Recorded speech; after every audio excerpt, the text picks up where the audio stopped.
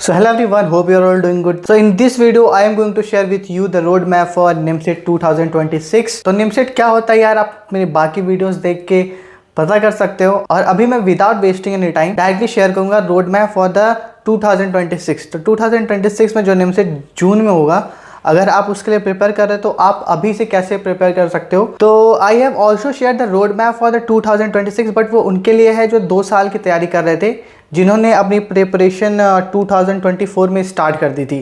तो अगर आप वो वीडियो भी चेक करना चाहो तो वो कर सकते हो। उसमें मैंने बहुत अच्छा सा एक्सेल शीट भी बनाया हुआ है कि आप क्या क्या कौन से टॉपिक्स पढ़ते हो, आप उसको मार्क भी कर सकते हो। इस बार मैंने ट्राई किया कि इस बार मैं प्रिपरेशन को 3 फेज में डिवाइड करूंगा और उन तीनों फेज में कुछ कुछ मंथ एलोकेट होंगे, 3 महीने 4 महीने, और एट द लास्ट हम प्रिपरेशन करेंगे मॉक टेस्ट पेपर की। तो मैं क्विकली शेयर कर देता हूँ how it's decided right now. So phase 1 आपका होगा फाउंडेशन बिल्डिंग, जो कि जुलाई 2025 से, क्योंकि आज अभी देखो तो 24 जून हो रहा है, सिर्फ 6 दिन बचे हुए हैं।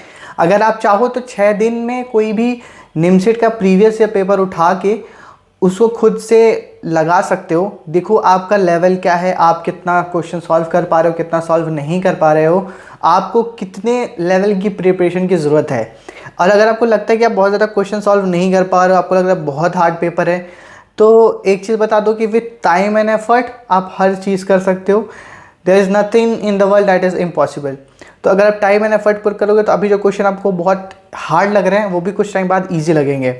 तो हम फेज़ 1 में यार हमारा होगा फाउंडेशन बिल्डिंग, फेज़ 2 हमारा होगा कोर मास्टरी, एंड फेज़ 3 होगा हमारा mock test and strategy phase. उसके बाद मैं कुछ रिसोर्सेज भी शेयर करूंगा आपको बाकी 3 सब्जेक्ट में। तो let's start with the phase 1। तो फेज़ 1 में जो मेन फोकस होगा वो अपने कॉन्सेप्ट्स को और स्ट्रेंथ करना, बेसिक्स को रिवाइज करना और कुछ अपने डेली हैबिट्स को फॉर्म करना। क्योंकि अभी आप स्टार्ट कर रहे हो सकता है कि अभी आप कॉलेज से निकले हो या फिर अभी आप कॉलेज में ही हो, तो ये हैबिट फॉर द प्रिपरेशन, क्योंकि जब तक आप एक कंसिस्टेंसी और डिसिप्लिन के साथ कुछ टाइम कुछ हैबिट नहीं फॉर्म करोगे, आप ये अचीव नहीं कर पाओगे। तो इस फाउंडेशन बिल्डिंग में हमारा 3 first month July and August में हमारा यही मेन फोकस होगा।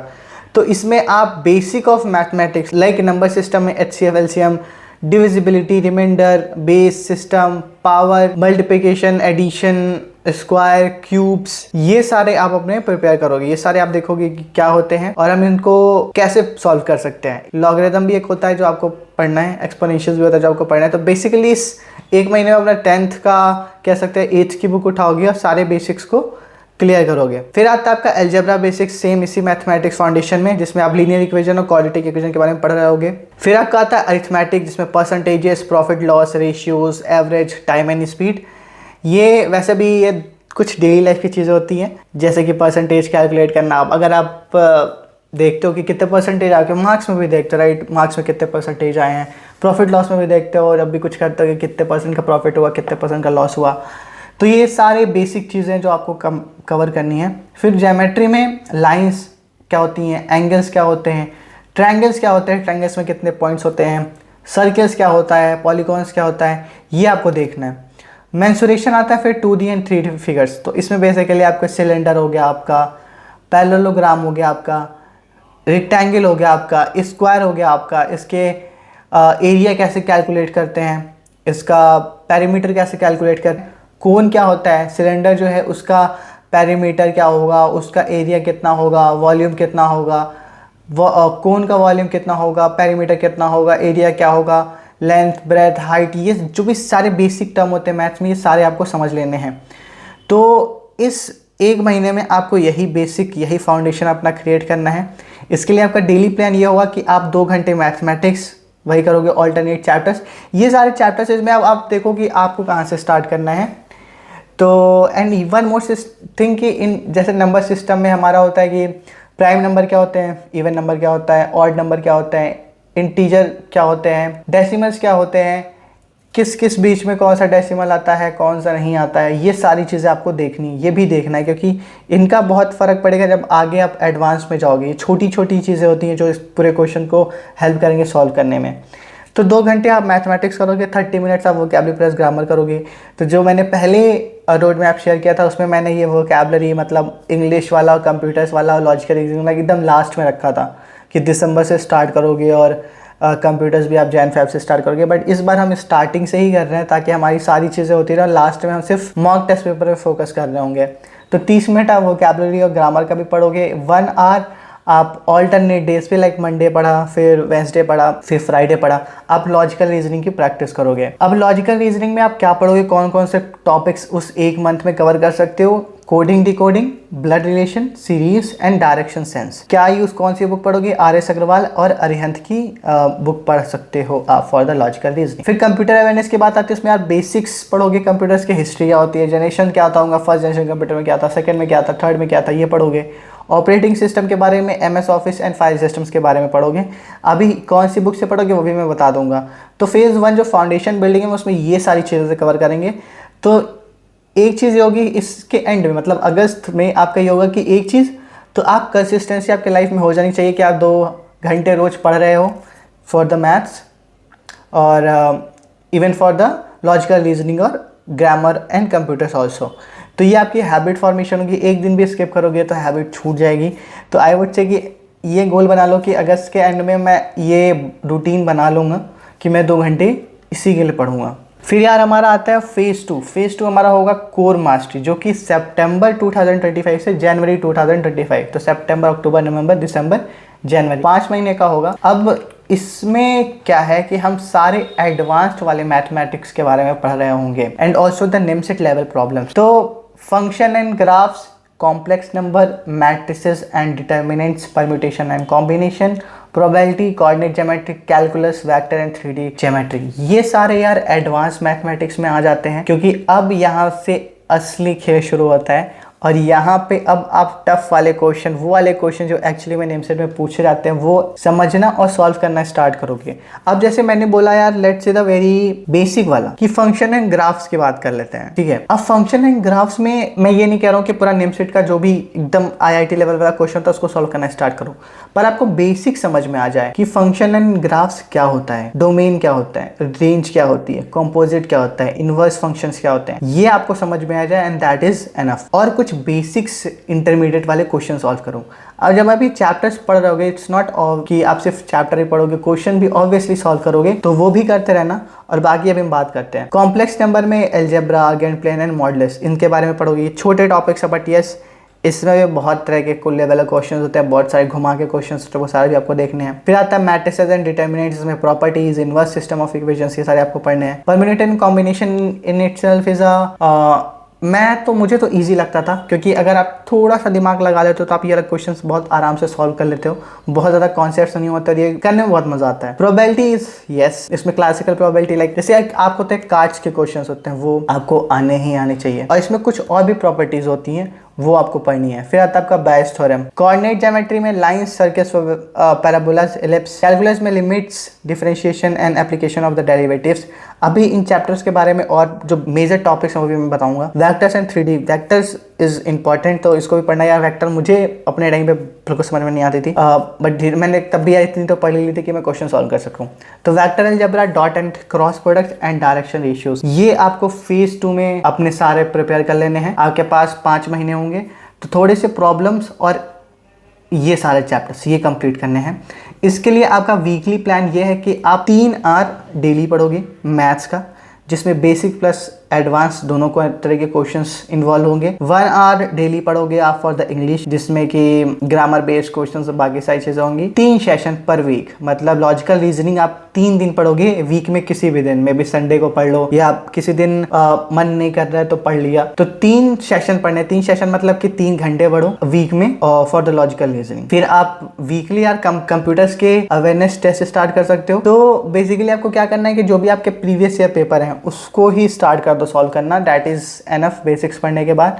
जब नहीं आए समझ में कि यार ये क्यों हुआ, तो उस टॉपिक को उठाओ बुक से और पढ़ना स्टार्ट करो। कौन सी बुक से वो मैं अभी बताऊंगा। अब आता मैं फेज 3, जिसमें हमारा की मेन सारी चीजें डिपेंड करती है, सारी चीजें जो बाकी आपके 5-6 महीने की जो चीजें वो यहाँ पे डिपेंड करेंगे। तो आप क्या करोगे यहाँ पे, फेब से लेके मई तक, तो फेब, मार्च, अप्रैल, मई, 4 महीने आप मॉक टेस्ट पेपर दे रहे होगे। फेज 3 को मैंने नाम दिया mock test and strategy phase. इसमें आपका मेन फोकस होगा मॉक टेस्ट पेपर सॉल्व करने में, टाइम मैनेजमेंट में, रिवीजन एंड एनालिसिस करने में। तो स्ट्रेटेजी क्या है कि 2 फुल लेंथ मॉक्स, 2 मॉक दे रहोगे कमरे बंद करके, 2 घंटे बैठ रहोगे, एकदम पेपर जैसे देते हो नेमसेट का वैसे दे रहे होगे फेब में पूरा। उसके बाद मार्च एंड अप्रैल आप 3 मॉक दे रहे होगे पर वीक, तो हर हफ्ते 3 मॉक दोगे। 2 दिन रिवाइज करने या कुछ नहीं समझ में आया जो मॉक में नहीं सॉल्व कर पाए उसकी एनालिसिस करना। उसके साथ साथ आपको क्या करना है कि जब आप 2 पेपर सॉल्व करोगे हर वीक, तो आपको जब लगता है कि ये मैंने गलती कर दी थी इस क्वेश्चन को सॉल्व करने में, तो एक बुक बनाओगे जिसमें वो सारे चीजें लिख रहे होगे कि मैंने क्या गलती करी, सो डैट जब नेक्स्ट टाइम आप उस बुक के थ्रू जाओगे, उस लॉग बुक के थ्रू जाओगे, तो आपको समझ में आएगा कि ये गलतियां मुझे रिपीट नहीं करनी है। तो वो आपको हेल्प करेगा कि आप कहाँ पे मिस्टेक करो उसको सुधारने में करेगा। एंड ऑल्सो जब आप जा रहे होगे अपनी रियल एग्जाम के लिए, तो आप उसमें वो गलतियां एक बार पढ़ लोगे, वो क्वेश्चंस देख लोगे, तो आपको समझ में आएगा कि यार अगर ये वाला क्वेश्चन आएगा तो ये गलती मुझे ध्यान रखनी कि ये चीज़ मैं रिपीट ना करूं। वो लॉग बुक भी आपको मेंटेन करनी है। उसके बाद क्या है कि हर संडे आपको अपने सारे फॉर्मूला रिवाइज करने हैं। Timed practice of individual section. अब अगर आपने मॉक टेस्ट पेपर सॉल्व किया है, अब आपको समझ में नहीं आ रहा है कि यार मैथ्स अलग फंस रहा है, लॉजिकल रीजनिंग अलग फंस रही है, कंप्यूटर अलग फंस रहा है, इंग्लिश अलग फंस रहा है, तो आप क्या कर सकते हैं हर इंडिविजुअल सेक्शन के लिए कि लेट्स से कि सिर्फ मैथ्स के अभी मैं मॉक लगाऊंगा for let's say for the 70 minute, या फिर सिर्फ लॉजिकल रीजनिंग के लगाऊंगा, उसकी गलतियां लिखूंगा, उसमें क्या मिस्टेक्स कर रहा हूँ वो लिखूंगा, क्योंकि अभी आपके पास टाइम होगा कि अलग अलग सेक्शन सॉल्व करके गलतियां समझ के फिर से नेक्स्ट वाले टाइम पे अच्छा कर सकते हो। पर अगर डायरेक्ट एग्जाम में जाके बैठोगे ना तो वो गलतियां सही नहीं कर पाओगे। तो आप ये भी कर सकते हो कि इंडिविजुअल सेक्शन लाइक पहले मैथ्स उठा लिया या लॉजिकल रीजनिंग उठा ली और फिर सॉल्व करें, वो काम भी आप कर सकते हो। अब यहाँ पे मैंने एक शेयर करा है आपको सब्जेक्ट वाइज वीकली ब्रेकडाउन। तो आपको क्या करना है यार, जैसे कि ये डिपेंड करता है यार आप पे, आप अपने लिए देख सकते हो कि आपके लिए क्या हुआ करता है। It's not very necessary, but मैंने ट्राई किया है शो करने का। तो वीकली लेट से मंडे से स्टार्ट होता है, तो आप मॉर्निंग में 2 घंटे मॉक टेस्ट पेपर लगाओगे, आफ्टरनून में 2 घंटे मैथ्स का रिवीजन करोगे और इवनिंग में 2 घंटे लॉजिकल रीजनिंग की प्रैक्टिस करोगे। ट्यूसडे को आप 2 घंटे मॉर्निंग में मैथ्स की प्रैक्टिस, इंग्लिश की प्रैक्टिस करोगे एंड इवनिंग में भी आप रिवीजन करोगे। वेडनेसडे को आप morning 2 hours previous year questions के प्रैक्टिस करोगे। आफ्टरनून में 2 घंटे यार मैथ्स वीक टॉपिक्स पढ़ोगे जो आपको लगता है कि यार मैं उसमें वीक हूँ। इवनिंग में यार 2 घंटे या 1 घंटे डिपेंड्स ऑन यू कि आपको कितनी जरूरत है कंप्यूटर पढ़ोगे। थर्सडे को मॉक टेस्ट पेपर लगाओगे। मैथ में टारगेट एरियाज लाइक जैसे आपका एडवांस क्वेश्चन होता है, कैलकुलस हो गया, इंपॉर्टेंट टॉपिक होता है आपका, डिटरमिनेंट हो गया, आपका ये ट्रिग्नोमेट्री वाला पार्ट हो गया, वो हो गया, और वेक्टर हो गया, इन सारे एरियाज को कवर करोगे। इंग्लिश फिर इवनिंग में यार इंग्लिश लगा सकते हो। फ्राइडे को आप टाइम सेट करोगे, 2 घंटे के लिए लॉजिकल रीजनिंग लगाओगे। आफ्टरनून में यार कंप्यूटर्स के एमसीक्यू सॉल्व करोगे। इवनिंग में मैथ्स के कॉन्सेप्ट्स रिवाइज करोगे या पढ़ोगे। सैटरडे को यार मॉक दोगे, फिर उसकी एनालिसिस करोगे, और आफ्टरनून में अपना English and grammar, and then evening में अपनी स्ट्रैटेजी सेशन की क्या क्या गलतियां करी थी उसको लिखोगे। सारे फॉर्मूला रिवाइज कर सकते हो। उसमें आप क्या अपनी स्ट्रैटेजी बिल्ड करते हो। अगर आपको लगता है कि टाइम नहीं मैनेज हो रहा है या टाइम बहुत निकल गया, एक क्वेश्चन में फंसा रह गया, तो वो सारी चीज़ों को एनालिसिस करोगे और लिखोगे। संडे को मॉर्निंग में फुल रिवीजन करोगे अपने पूरे मैथ्स में जितने फॉर्मूले थे या इस पूरे वीक में जो भी आपने किया उसका एक जर्नल लिखना कि क्या गलतियाँ करी, क्या इंप्रूव कर सकता था, क्या किसी दिन मिस हो गया, क्या मैं डिसिप्लिन नहीं रहा, क्या मेरे अंदर कंसिस्टेंसी नहीं, वो सारी चीज़ें भी पर्टिकुलर मॉर्निंग 2 आवर्स में कर सकते हो। फिर आफ्टरनून में टॉपिक टेस्ट, कोई भी एक टॉपिक उठाना, उसका एक टेस्ट देना। एंड इवनिंग में डाउट क्लियरिंग, कोई डाउट रहा इस पूरे वीक में किसी क्वेश्चन में, अगर कहीं कोचिंग कर रहे हो तो उससे पूछना, अपने दोस्तों के साथ तैयारी कर रहे हो तो अपने दोस्तों से उसके बारे में डिस्कस करोगे। उसके बाद यहाँ पे मैंने दिया रिसोर्सेज क्या यूज़ कर सकते हैं। And also I have put down the books, important books जो हेल्प करेंगे आपको इसके प्रिपरेशन में इन द डिस्क्रिप्शन, तो आप वो परचेज कर सकते हैं फॉर योर प्रिपरेशन। तो रिसोर्सेज को शेयर करूंगा। मैथ्स में यार आप अरिहंत की MCA entrance, R D Sharma previous year papers and NIMCET in specific test series purchase कर सकते हो। अगर किसी कोचिंग सेंटर में है तो परचेज कर सकते हो पैसे देके। अदरवाइज कुछ बुक्स भी हैं जो डिस्क्रिप्शन में है, वो भी यूज़ कर सकते हो। लॉजिकल रीजनिंग में आप RS Agarwal and MK Pandey की एनालिटिकल रीजनिंग यूज़ कर सकते हो। इंग्लिश में आप वर्ड पावर मेड ईजी एक बुक आती है, उसको यूज़ करना। हाई स्कूल के ग्रामर वही उठाना और उसको पढ़ना भी स्टार्ट कर सकते हो। और एडिटोरियल रीडिंग करोगे तो आपका और भी अच्छा हो जाएगा बाकी इंग्लिश के प्रिपरेशन में, और साथ में आपका इंग्लिश भी हो जाएगा। तो the Hindu and the Indian Express are the newspaper that you can take. तो अभी जो मैं शेयर करने जा रहा हूँ इज़ अबाउट मैथमेटिक्स में पर्टिकुलर चैप्टर में कौन कौन से टॉपिक्स हैं जो आपको पढ़ने हैं। और ये जो टॉपिक्स है ना, बेसिकली ये निमसेट के सिलेबस में दिया होता है उनके थ्रू कि ये चीज़ें हम पूछते हैं। ऑल्दो आपकी बुक्स जो भी आप बुक पढ़ते हो, अगर आप अपने CBSE की बुक उठाते हो दैट इज़ ऑल्सो इनफ, उसमें सारे टॉपिक्स बेसिकली होते हैं। तो जैसे कोऑर्डिनेट ज्योमेट्री की बात कर लेते हैं। कोऑर्डिनेट ज्योमेट्री में आपका rectangular, Cartesian coordinates, distance formula, equation of a line and intersection of a line, period of a straight line, equation of a circle, parabola, ellipse और हाइपरबोला, ये आते हैं। मैं इसका एक्चुअली आपको लिंक शेयर कर दूंगा या इसको मैं डिस्क्रिप्शन में डाल दूंगा, आप वहाँ से उठा सकते हो। बहुत ज़्यादा पढ़ना will be too much enough for this video also, और अभी आप आई नो कि आप पूरा याद भी नहीं कर पाओगे और याद करने की ज़रूरत भी नहीं है, जो चीज़ ऑलरेडी अवेलेबल है, क्यों है इसको याद करना।